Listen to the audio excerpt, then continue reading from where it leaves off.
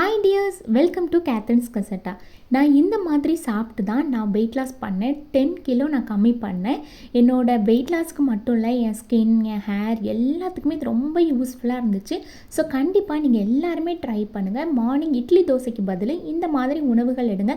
நீங்கள் நினச்சி பார்க்க முடியாத அளவுக்கு சூப்பராக வெயிட் லாஸ் ஆகும். ஸோ வாங்க வீடியோக்குள்ளே போகலாம். ஸ்கிப் பண்ணாமல் பாருங்கள், அப்போ தான் உங்களுக்கு ரொம்ப யூஸ்ஃபுல்லாக இருக்கும். ஃபஸ்ட்டு ரெசிபி தட்டைப்பயிறு சாலட். இதில் நீங்கள் தட்டைப்பயிரை அவிச்சு எடுத்துட்டு அதில் கொஞ்சமாக வெங்காயம், அரை தக்காளி, ஒரு கேரட், கொஞ்சமாக பச்சை மிளகாய், அதுக்கப்புறமா தேவையான அளவு மிளகுத்தூள், கொஞ்சமாக லெமன் புழிஞ்சு விடுங்க. விட்டுட்டு கொஞ்சம் மல்லி இலை மணத்துக்காக.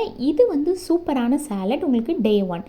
டே 2க்கு நீங்கள் ராகி புட்டு செய்யலாம். ராகி மாவை நல்லா புட்டு மாவு மாதிரி கலந்து அதில் தேங்காய் பூ எல்லாம் போட்டு நம்ம அவிச்சு எடுத்துட்டு நல்லா உருக வச்ச நெய்யை ஆட் பண்ணிக்கோங்க. ஆட் பண்ணி சாப்பிட்டீங்க அப்படின்னா அது சூப்பரான நீங்கள் கருப்பட்டி இல்லைன்னா நாட்டு சர்க்கரை போட்டு நீங்கள் சாப்பிட்லாம். ரொம்ப ஹெல்த்தி.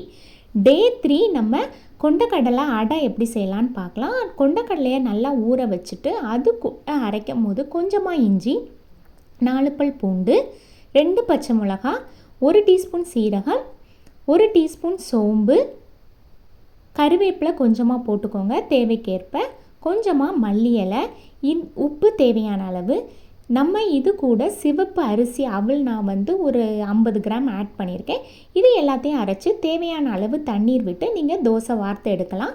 நீங்கள் வெயிட் லாஸுங்கிறதுனால நீங்கள் பச்சரிசி மாவு அந்த மாதிரி எதுவுமே ஆட் பண்ண தேவையில்லை. கொஞ்சமாக பெருங்காயத்தூள் போட்டு நல்லா ஊத்தப்பம் மாதிரி எடுத்துட்டிங்க அப்படின்னா உங்களுக்கு கொண்டக்கடலை அடை ரெடி ஆகிடும். அடுத்ததாக டே 4 ரெசிபி என்னன்னு பார்த்தீங்கன்னா ஸ்டஃப்டு சப்பாத்தி. இதில் முட்டை, vegetables beans, carrot, capsicum, onion, tomato, அப்புறம் பச்சை பட்டாணியை அவிச்சு எடுத்து கொஞ்சமாக மசாலா, கரம் மசாலா, சீரகத்தூள், மிளகுத்தூள், மிளகாய்த்தூள், உப்பு எல்லாத்தையும் கலந்து நீங்கள் சப்பாத்திக்கு மேலே அப்படியே விட்டு அதை மடித்து எடுத்துட்டிங்கன்னா ரெடி ஆகிடும். அப்புறம் ராகி அடை டே 5க்கு. இதில் ராகி மாவு, உப்பு, வெங்காயம், பச்சை மிளகா, கருவேப்பிலை, கேரட் நான் துருவி போட்டிருக்கேன். நல்லா கொதிக்கிற வெந்நீரை விட்டு நீங்கள் போட்டு எடுத்துட்டிங்க அப்படின்னா அடை உங்களுக்கு சூப்பராக ரெடி ஆகிடும். அடுத்ததாக டே 6. இதுவும் நான் முந்தி சொன்ன மாதிரி தான் தக்காளி, கேரட், கேப்சிகம் இது மட்டும் போட்டு நான் செஞ்சுருக்கேன். முட்டை ஒரு முட்டை உடச்சி ஊற்றிருக்கேன். நல்ல சூப்பரான ஸ்டஃப்டு சப்பாத்தி தயார். இதில் நீங்கள் உருளைக்கிழங்கு அவிச்சது இதனாலும் கூட போட்டுக்கலாம். டே 7 நம்ம ராகி சேமியா பண்ணலாம். ராகி சேமியாவை நல்லா 3 நிமிஷம் தண்ணீரில் ஊற வச்சு இந்த மாதிரி அவிச்சு எடுத்துட்டு கடுகு, உளுத்தம்பருப்பு, கடலைப்பருப்பு, வெங்காயம், பச்சை மிளகா, கருவேப்பிலை எல்லாத்தையும் போட்டு தாளித்து எடுத்து நம்ம அவிச்சு வச்சுருக்கிற ராகி சேமியாவை தூக்கி இதில் போட்டு நல்லா வறுத்து எடுத்துட்டு கொஞ்சமாக தேவைப்பட்டால் தேங்காய் பூ போட்டு இறக்கிட்டிங்க அப்படின்னா உங்களுக்கு சூப்பரான ராகி சேமியா உப்புமா தயார். டே 8 நான் இது தூதுவளை தோசை பண்ணியிருக்கேன். நீங்கள் இந்த இடத்துல தூதுவளைக்கு பதில் வல்லாரக்கீரை இல்லை பாலக்கீரை, பொன்னாங்கண்ணி கீரை என்ன கீரை இருக்கோ நீங்கள் அந்த கீரையை அந்த தூதுவளைக்கு பதில் நீங்கள் போட்டு அரைச்சிங்க அப்படின்னா உங்களுக்கு சூப்பரான கீரை தோசையும் ரெடி ஆகிடும். நீங்கள் கீரையை நல்லா வாணலியில் வதக்கிட்டு கொஞ்சமாக ஆயில் விட்டு வதக்கிட்டு அதுக்கப்புறமா சீரகம், மிளகு எல்லாத்தையும் போட்டு நீங்கள் அரைச்சி தோசை மாவில் கலந்துட்டிங்க அப்படின்னா உங்களுக்கு சூப்பரான தோசை தயார். நீங்கள் தூதுவளை தோசை கூட நம்ம வெயிட் லாஸ்க்கு யூஸ் பண்ணிக்கலாம். ரொம்பவே ஹெல்த்தி, வெயிட்டும் லாஸ் ஆகும், சளியும் கம்மியாகும். ரொம்ப நல்லது. ஸோ கண்டிப்பாக இதை ட்ரை பண்ணுங்கள்.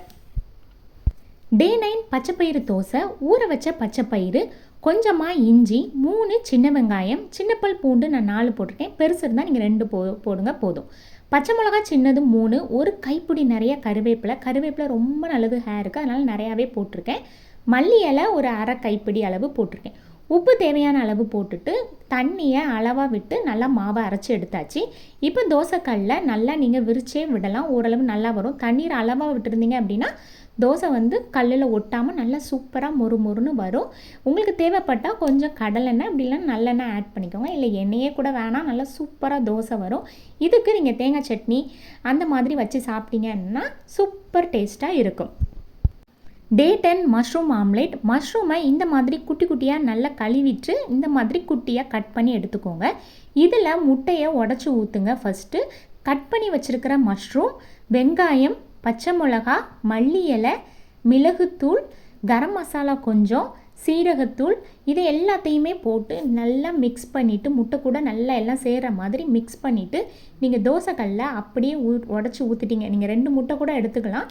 உடச்சி ஊற்றி நல்லா ஆம்லேட் போடுற மாதிரியே போட்டு எடுத்துட்டோம் அப்படின்னா நல்ல சூப்பரான மஷ்ரூம் ஆம்லேட் நமக்கு வந்து ரெடி ஆகிடும். இதை வந்து பிரேக்ஃபாஸ்ட்டாக சாப்பிட்லாம். ரொம்பவே ஹெல்த்தி, ரொம்ப ரொம்ப டேஸ்டியும் கூட. நான் சொன்ன இந்த 10 ரெசிப்பியும் உங்களுக்கு ரொம்ப ரொம்ப யூஸ்ஃபுல்லாக இருக்கும். வெயிட் லாஸ்க்கு மட்டும் இல்லை, நமக்கு எல்லா சத்துக்களுமே கிடைக்கும். ஹேரு, ஸ்கின்னு எல்லாமே நல்லா இருக்கும். ஸோ கண்டிப்பாக இது எல்லாமே ட்ரை பண்ணுங்கள். கூடவே எக்ஸசைஸும் பண்ணுங்கள். உங்களுக்கு ஃபாஸ்ட்டாக வெயிட் லாஸ் இருக்கும். Thank you so much.